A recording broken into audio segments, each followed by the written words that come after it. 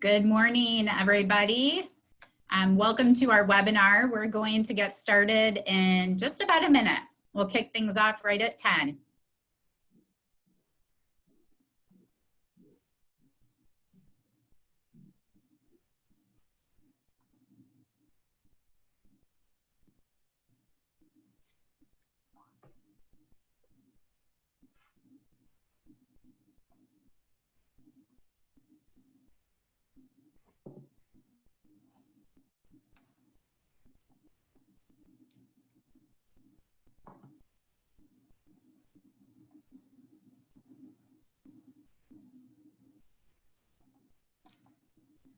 All right, well, good morning again. My name is Carrie Nicholson. Susan Culhane and the Nolte team welcome you to our third webinar in our Summer Six-Pack series. We are thrilled this morning to have Bob VandePol with us again from Pine Rest. For those that attended, he facilitated a webinar for us earlier this year, so it's great to have him back with us. Before I turn it over to Bob, just a couple housekeeping items.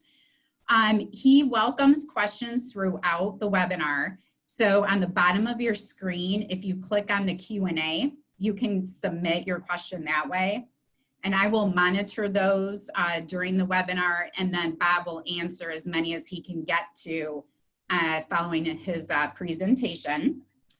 And then don't forget to stick around for the whole webinar, because at the very end, we're going to do our giveaway. It's the Nolte cooler with a six-pack beverage of your choice. So without further ado, I am going to turn it over to Bob. Welcome, Bob. Thank you, Carrie and Nolte. I love playing on a good team, so it's wonderful working with you again. Here we go. Let's talk about leadership during these strange days. Before I came back to take over the Pine Rest EAP, I was president of Crisis Care Network, which was the world's largest provider of crisis response services to the workplace. And we responded about 1,200 times a month to anything bad that could happen in your workplace. About 10 bank robberies a day, and shootings and accidents and all of the nightmares that keep you up at night, right? But we found out that when we responded to large-scale events, it was amazing how within our own team, how different people rose to leadership, and different skills were required for crisis leadership than there were during day-to-day operations, even though we dealt with crises every day. And we found that we needed to really embrace and support and train and empower people to lead using their strengths, because in the middle of, oh boy, when your hair's on fire, leadership looks a whole lot different. Leadership looks a whole lot different. We also found that, you know, depending upon the type of crisis, different skills were necessary.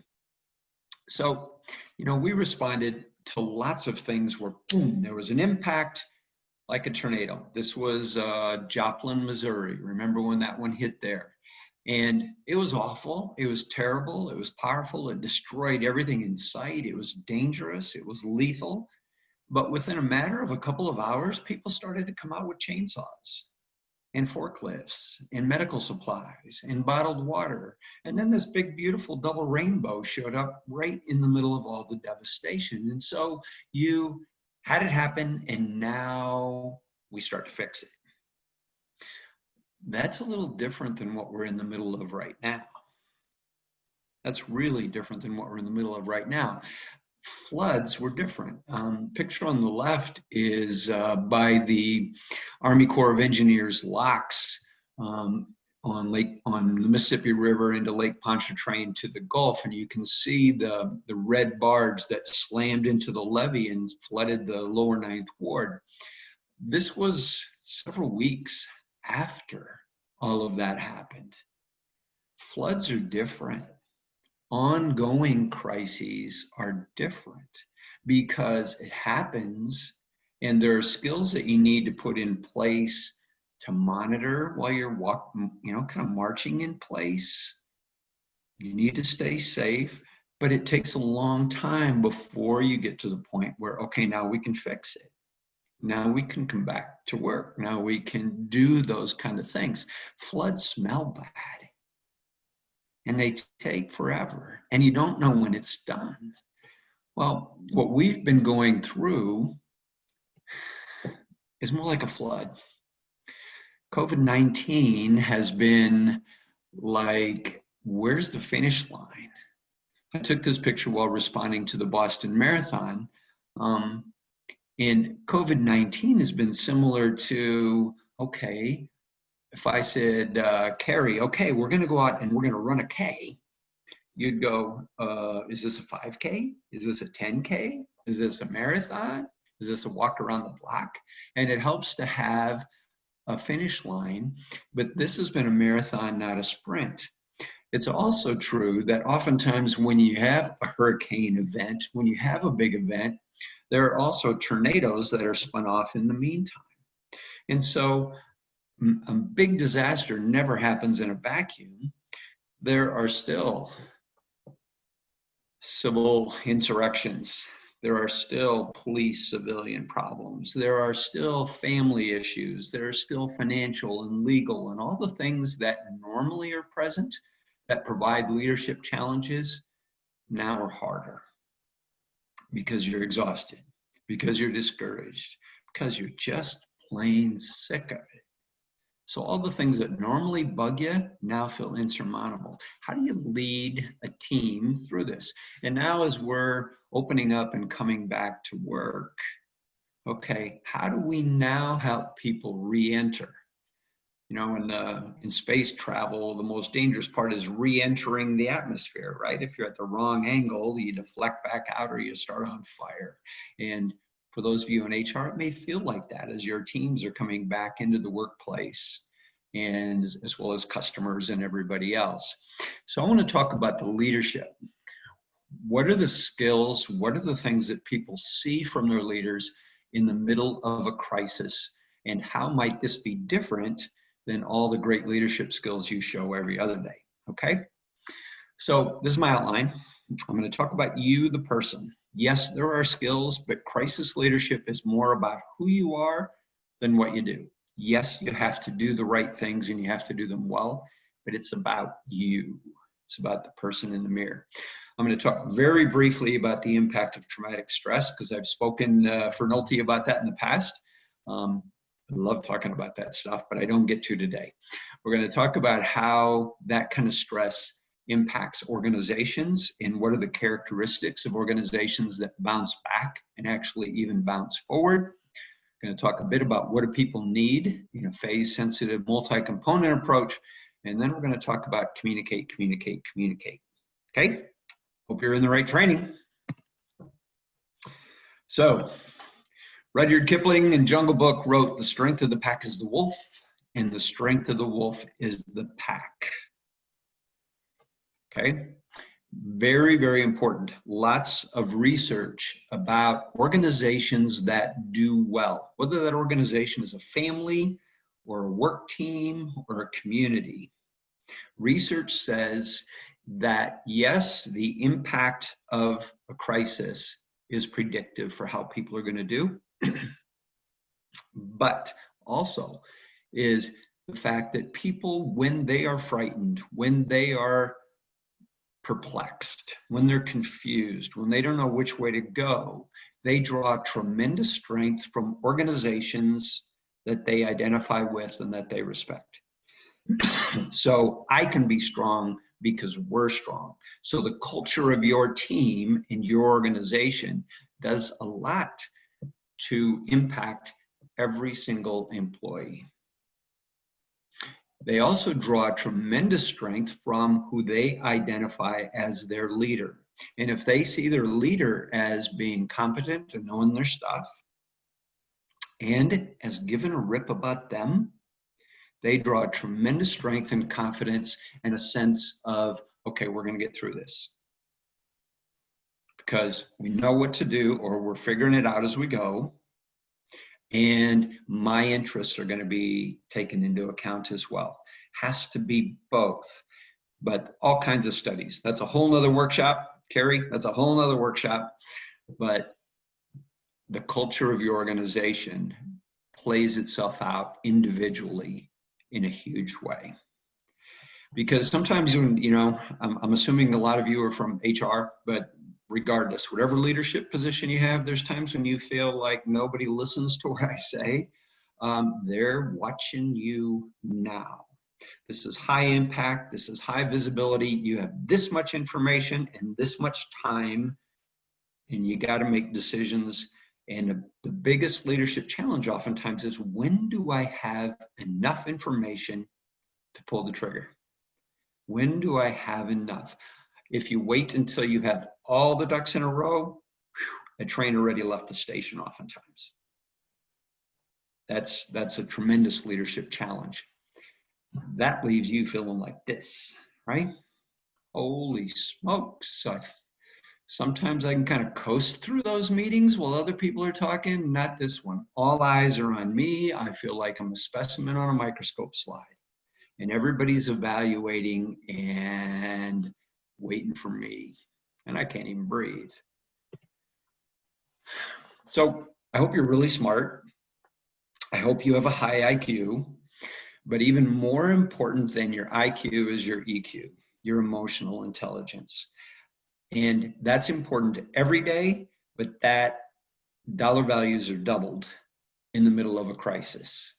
Because again, when people are impacted by something that's scary, they don't hear those carefully crafted, articulate speeches you give. They don't have the cognitive wherewithal to read long, tedious emails with polysyllabic words and sentences with lots of commas in them, but they're watching. They are watching. Nonverbal communication is always more important than verbal communication, but especially in the middle of high stress times. So are you aware? Here's the 4 domains of emotional intelligence. We all have blind spots. Ouch. There's stuff about all of us that other people know about us that we don't know about ourselves. That's kind of scary, isn't it? Do I recognize how I tend to come across?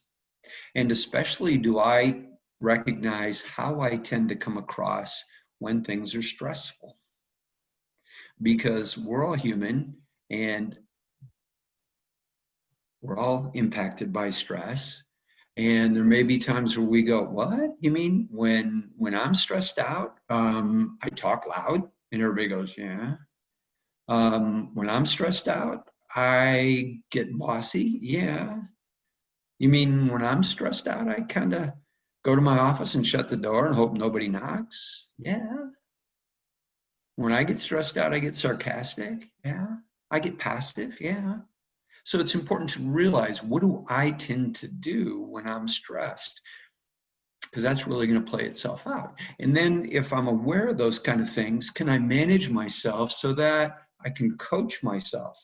Even though when I'm afraid, the part of my brain, the dumbest part of my brain is predominant, can the smart part of my brain coach the dumb part of my brain? Okay, you tend to be dismissive and in too big a rush rather than to pay attention to people. So maybe you need to take a deep breath and listen first. Maybe you need to listen and ask questions. Maybe you need to get a bit more curious rather than directive. Or maybe you need to be more directive. But can you coach yourself? Next is social awareness, which is the ability to read other people. In the middle of COVID, I talked to many, many work teams who said, the hardest part of this is that we have people who wanted to talk about it all the time. They wanted to talk about it, and that's how they mitigated their own anxiety, was by getting it out, by processing it externally. And other people went, oh my gosh, I was okay until they started talking about it all the time, and now I'm scared stiff. Or I'm so sick of hearing about it, I don't want to listen to anybody. And you can see how that would divide a work team. So can I read people, whether they want to talk about it Are they going to be opinionated and go into a rant? How are they responding to my rant? All of those kind of things. Can I now read them? And then can I build and manage that relationship? Can I inspire? Can I be empathetic? Can I communicate? Can I have tough conversations with people or supportive conversations, depending upon what's indicated by the 3 bullets that are above? This is what really makes a difference in the middle of a crisis. Yes, be smart. Yes, be articulate. Yes, make good decisions. But it's about people. Good leadership is about getting your team to function. So on the days when it's my turn to clean the house, it's a lot smarter for me to get the dishwasher and the washing machine going before I vacuum, right? Then all 3 get done at the same time. It's the same with your team. And in leadership, it's not just about you and your job. It's how do you envelop the team such that everybody's moving forward at the same time. When we're really stressed, we tend to get more focused on just me, to a detriment. So what do people see? Do they see somebody who's normally smart but now really lost it? Do they see somebody with a real blind spot with spinach in their teeth? Do they see somebody pulling away? Do they see somebody who rushed in to rescue and now is overwhelmed? Do they see somebody who's turning into this? Or do they see somebody who's empathetic to the point of being a puddle? What do people see when you show up? How are you taking care of yourself? Again, nonverbals are going to make a bigger difference than your verbals. So you can say all the right things, but if you look like a wreck, if you're hungover, if you didn't sleep, if you're not taking care of yourself such that you're like this, what are they going to believe? What are they going to believe? Are you going to bend or are you going to break? They need you to be human. Absolutely. You can be human. You can have feelings, but they need to see somebody that they're willing to follow. Now, crises tend to create caricatures, okay? When we're under stress, we become who we already are, only more so. I've talked about that in some prior presentations for Nolte, so I'm not going to go into detail, but what I see from leaders is that we tend to become a caricature that overemphasizes what we perceive as being our strengths. Okay? I don't know about you, but when I'm scared, I go to do stuff that I know how to do well. When I'm feeling overwhelmed, I do stuff that I know is a strength, that's in my sweet spot. Any strength overused can become a weakness. So I just want you to have the self-awareness in those 4 things on emotional intelligence here. So if I see myself as being decisive, I may become too decisive and now become autocratic. If I think I'm really smart at analytics, there's a high risk of me having paralysis by analysis. If I think I'm funny, that could really be ill-timed, right? If I'm empathic, people could go, wow, they really care, but I don't know where to go. So be aware of those types of dynamics where you, out of mitigating your own anxiety, you use what's helpful to you that may not be helpful to your team. Be aware. When you're leading, you have to be able to be comfortable being uncomfortable. Sometimes you have to fake it, but good leaders are those who say, yep, I'm going to fully acknowledge how uncomfortable, how hard this is, how scary it is, how threatening it is, how outside of the normal it is. I'm going to fully acknowledge it. Now let's deal with it. Okay? I need to be calm or present calm while uncomfortable. Image I often use is a high school football game where a kid gets hurt. The doctor walks onto the field, right? Doctor doesn't run. Doctor isn't panicked. The doctor doesn't stay in the bleachers. The doctor walks. And believing in your strengths, because people need an expectation of recovery. Doctors will tell you that patients who expect to get better are more likely to get better. So there needs to be this confidence, this sense of, okay, we don't know for sure, but we're tapping into the best resources from smart people who are working on this. We're going to figure out how to do it. This is what we've done before that worked. How do we tweak it now to make it fit this scenario? Using the expertise of your various leaders in your organization. People need to trust you. I had a call not that long ago from a dear friend of mine who was selling his business. And he called me like an hour before he was going to announce to his team that he was selling his business. And he said, I'm just so concerned about, are they going to trust that what I'm telling them is true? He says, I'm telling them the truth. I'm telling them all the ways we're taking care of them, but I'm just afraid, are they going to trust me? And this is a dear, dear friend of mine. And if there's anybody in the world that I would trust, it would be him. And I just said, Larry, you've built trust with these people for years. You don't have to start in the next 59 minutes. You've built trust with them. They know that they can trust your competence. You know your stuff. You're tough enough to handle it. They know they can trust your character. You're going to tell them the truth, keep your promises, abide by best practices and ethics. And I know that they know that you care about them, that you have compassion for them, that you know their kids' names. And those are the three levels of trust. That's what people, when they're afraid, are looking to their leaders for. Are they tough enough to handle it? Are they going to be truthful and ethical? And do they care about me? Lead with care about me. So I want you to think about that as a leader. This was a Likert scale. 10 is you're awesome. 1 is, oh boy. Wonder where people would rank my competence, my character, and my compassion. Wonder where they'd put me. And if you have strengths there, awesome. Lead with them. If there are opportunities for improvement, go for it. If you're part of a leadership team in your organization, the most important team that you are a part of is your peers. So often we tend to think too quickly about those that report to us. Yes, that's an important team, but your peers, your leadership team is first.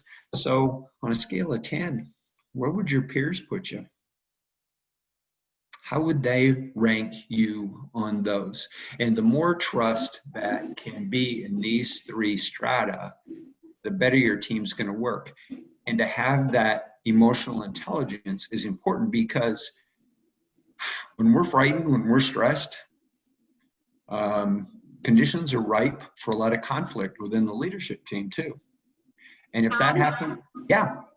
A quick question for you. So if I'm on a team, a leadership team, and I'm not talking about Nolte here, so just this is a what if scenario. So what if me as the HR leader, if I feel, good on my scale of 1 to 10 with these three areas, but yet my leadership team, my executive team, we're struggling. So with the COVID-19 crisis that we're going on right now, I feel like I have a pretty good handle on it. I know what I want to share with the team, but what if my executive team and I don't agree on how we should handle this with our peers? What would be a suggestion that you could give?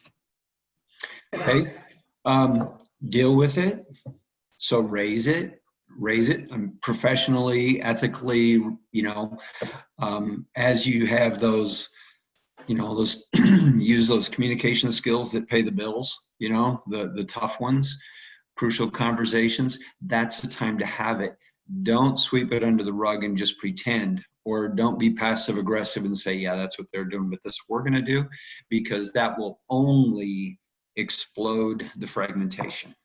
And I think that's with us, the questions that we get from our partners, which are mostly HR benefit people, is that, they want to care for the people. They want to give them the information and make sure everything's okay. But then top level executives may not agree with what they're doing or what they want to do. So I think that's the struggle that we hear about here.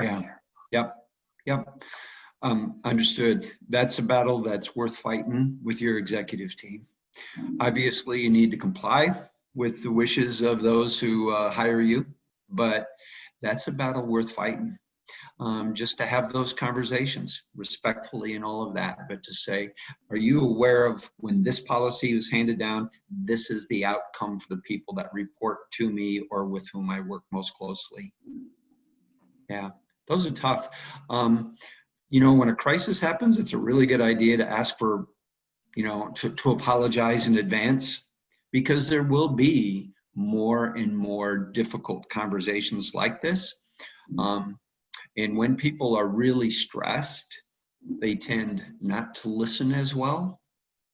There's a lot of research that's out that is evidenced on Facebook today that says the people with the least information tend to be the most opinionated. So sharing information, problem solving, having those tough conversations pays off. Yeah. Thanks, Susan. That's a whole nother workshop too. So when people are stressed, and it doesn't have to be, you know, it doesn't have to be somebody trying to assault you, but when people feel threatened and they're afraid they're going to lose something near and dear to them, we kick in just like the animal kingdom with fight, flight, freeze. Fight, flight, freeze. If we stop, take a breath, and think, then we can apply focus. But we tend to go to fight, flight, freeze, and think about how does that impact a work team, because we go to fight, flight, freeze. And so we have people who are fighters, and that's what they do. And they all have strong, rigid opinions about what is or what isn't. It's all a conspiracy theory, or if you don't wear a mask, you're trying to kill me, right? Those, you've heard both of those many times. Or people take flight and they pull out of your team and they quit, or they're absent, or they just disappear and are invisible, or they freeze and don't share information and don't participate. Those are the risks anytime that there's a crisis, especially an ongoing crisis. So who's going to bounce back? Research points out 3 things, okay? So build your team, state your mission, because they find that mission-driven people as part of mission-driven teams are more resilient than when it's me, me, me, me, me, drama about me, all about me. People who have a belief in some cause that's bigger than me, press on, press on. So what's our mission? And to be able to have the conversations with your team about what's most important to you, what's your mission? How do we make your mission integrated within our bigger mission? So whether that's to deliver a superior product, superior service, financial and professional growth, your career, provide for your family, your faith integrated within those other things, patriotism, something bigger than me. Leaders need to keep that out there. Just like running a marathon. Yes, you're focused on the very next step, but you need to see 26.2 miles ahead also. Next, positive social support. People that isolate and stay there do not bounce back as much as people who feel part of support. Okay? So how do we build some community, which is really hard to do, and we're doing all this by Zoom and nobody's in the same place, or they haven't, or they're afraid, or you're wearing a mask. It's difficult to do, but how do we have a we mentality and a culture where it's safe to ask for help? It takes tremendous strength to ask for help. It's not a pathetic wimp who asks for help. It's somebody who's strong enough and secure enough to be able to ask for help and to offer it. And when somebody asks for it and somebody offers it, it benefits those 2 people, but there are a lot of people watching also, and that changes your culture. And the third is, do you have the pre-incident healthy coping skills? So, you know, in COVID, did you have a savings account? Did you have a place identified where somebody could work? Did you have a plan between you and your partner about who schools the kids while the other person works? Those kind of things. And are you doing all the things of getting some sleep, getting some exercise, eating healthy, not putting too many poisons in your system and all of that? That's who bounces back. And those are the teams. Now, you're the leader. People are taking their cue from you. So how are you doing on these 3? How are you keeping your own personal mission foremost in front of you, because otherwise you hit snooze or you check out or you fight. How are you doing as far as staying in touch with people who support you and drawing some boundaries, with those who don't?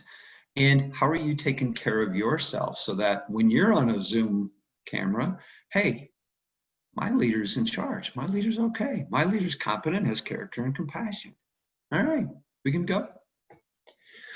Then it's important to remember that, especially in a longer term crisis, that there are phases. And I wish I could tell you that every single one of these was, 6.3 days long. They're not. They flow through each other, but this is important.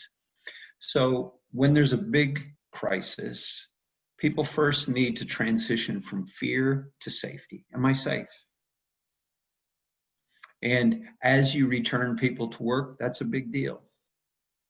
That's a big deal. How do we make people feel safe as we move forward? Next is deprivation to access to resource. This is kind of like Maslow's hierarchy of needs upside down, okay? Food, clothing, shelter. Are people getting paid? Do people have the physical things that they do? If somebody's hungry, don't ask them how you feel. You get punched in the nose, right? So do they have what they need to do their job and to live and to provide for their family? Next is isolation to community. People do best together. Next is chaos to structure. And when there's chaos around us, and I'd say that a microscopic virus, not invisible, that's spanning the globe and has potential to be lethal, I'd say that creates chaos, wouldn't you? Some of the riots, that's chaos. Floods in parts of Michigan, that's chaos. Plus all the other stuff that happens every day in our families. Chaos to structure. The chaos is not only outside of us, but it's also inside our heads. And we tend to do best when we have structure by information. Do I fight, take flight, freeze? Can I focus? We need information because otherwise we make stuff up. And resumption of familiar schedules and resumption of tasks where we feel like we have some mastery. I'm going to come back to that. Helplessness to efficacy. Global pandemic, we feel powerless. What do? You can do everything right and still not win, right?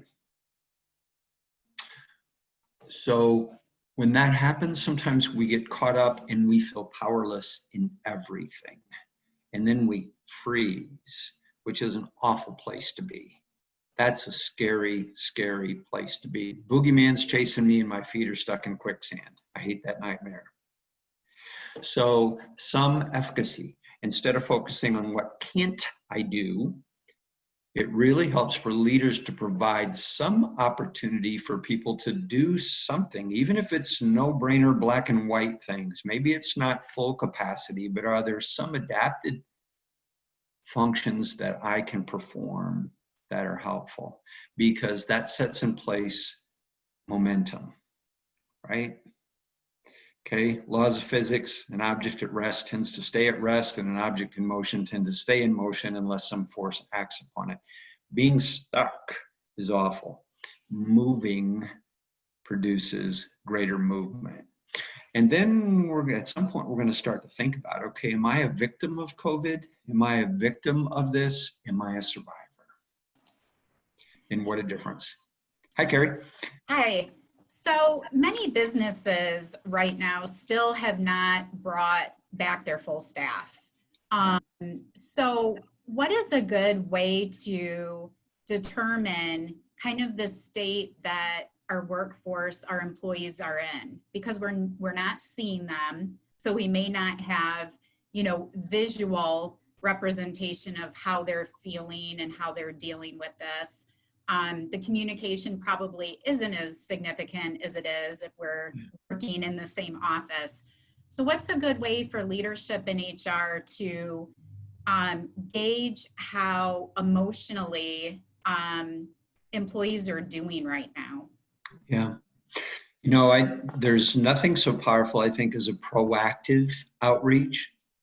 If a leader says, okay, well, I'm here, you have my number, call me if you need me.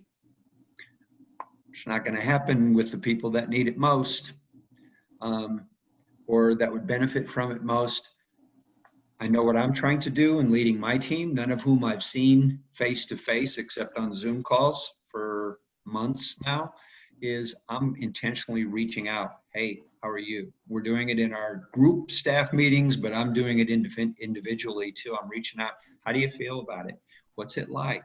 What are you doing to take care of yourself? How's your family functioning? What supports do you need? What do you need from me? When we go back, what's that going to be like for you? And there tends to be, this polarized response of, oh, we should be there right now, or I'm not sure I ever want to go back, or I'm going to wait and see. And it's okay to ask those questions. So how do you take the temperature of them? I'd say proactively reaching out as a leader. I know my stuff. I'm telling you the truth. I care about you. Okay. Yeah, I think so. What do people need? This is what stabilizes people, safety, and you know what that means in your place. So is it masks? Is it distancing? Is it all the washing? What are really smart people who all went to medical school and are staying up nights studying this stuff? What are they recommending? Connectedness, as much as you can, even if people are working remotely, boy, the more you can pull them together where you have, the Brady Bunch on a Zoom call. I think that's really important. It's really important to use plural pronouns because people tend to isolate. And if the more you can say we, the better. What do we need from each other? What's our project? They need their leader to be calm. They need their leader to be confident. They need their leader to say, yeah, this is hard. I'm going to acknowledge that it's hard. And this is what we're going to do. They need to have something to do. I don't know about you, but when I have those days where it feels like I'm absolutely powerless at work, I cut my grass, sometimes twice, just because I need to feel something. And then they need hope, not platitudes, but they need plural pronouns and future tense verbs. This is our plan, understanding that it may adapt, and we'll continue to let you know. We'll keep communicating with you, but we shall, we can, we will. Keep communicating. Keep communicating. When people are afraid, the image is of a deer during hunting season. Eyes are big, ears are up, nostrils are flared because I need information. How do I keep safe? And nature hates a vacuum. People don't have information, they make stuff up creatively, dramatically, because they're watching stupid news TV, and so that's what's happening. So communicate with them, and I recommend this process. ACT. A is acknowledge and name it. Use the real words. Use the real words. Nothing erodes trust more than if people feel like their leaders are minimizing, denying, sweeping under the rug. So use the real words. Acknowledge the impact on people, upon you, sensitively. Then share what you know. Do it confidently, but also compassionately, remembering that you're likely to become a polarization of either. Try to do both at the same time. Care about your people, summarize what you know, share only what you know for sure. People will try to get you to guess. Don't go there. Say, this is what we know at this time, and this is how we're going to keep you updated. Okay? That controls rumors. And then focus upon next steps. Next steps in terms of operations and what you do as an organization, but also next steps as far as care and support for your people. I direct an EAP. That would be a part of my recommendation, of course, about how you practically and psychologically care for your people. A, C, and T. That's the end of my spiffy slides. Do you have some questions? I have one question for you, Bob. Yeah. This is a question that I've actually fielded quite a bit over the past couple of months. Some employees are just not going to feel comfortable asking for help. So if I'm a leader and I recognize that I have an employee who is struggling, what are some good conversation starters to get that employee to talk and share some of their feelings? Okay, great question. I think again, the relationship you've had with the team that reports to you is so important, because then you know their baseline. You've noticed how they normally function. And if you notice somebody who is always prompt and now they're always late, somebody who is always well-groomed and now they're not, somebody who participated in meetings and now they're silent, somebody who used to go to lunch with everybody and now they don't, you can say, hey, I care about you enough to risk having an awkward conversation. I've noticed these things. You doing okay? You doing okay? It's a wonderful friend who would risk that. It's a wonderful leader who would risk that. You normally didn't make mistakes. Had a lot of oops lately. And you okay? Because sometimes that happens because other stuff going on in your life. I think that's important. It's also a good idea if a leader can ask for help in front of their team.